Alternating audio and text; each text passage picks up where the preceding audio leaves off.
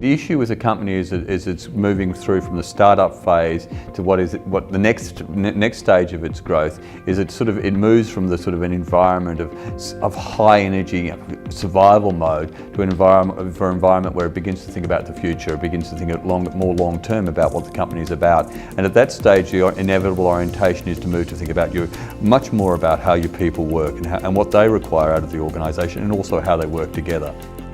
That then requires, what's the shared learning, what's the shared language which we have, what's the shared understanding of how we're going to interact and how we as a group of people are going to manage the organisation.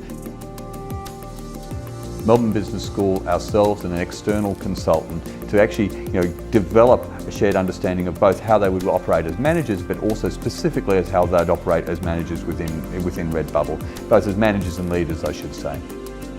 For that group of people, it's connected them to Redbubble and it's connected them to each other, and it's giving them the skills and language to talk about issues, how they interact and what they want, how they want to lead in the organisation, and that's really important. So that, I hear the dialogue which goes on between that group of people, and they developed an understanding of a shared understanding of what it means to be a leader in the Redbubble context. That's hard to develop without having without having those personal direct interactions. That's why all corporations tend to take their group of leaders through a shared training program, which is just very good for us. We could do it with Melbourne Business School in a way which was very customised to our specific needs.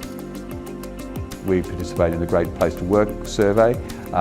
Before that, before this program, we were well outside of the top 100, but the results have come through, and we're now, within the top 31st ranked organisation in Australia.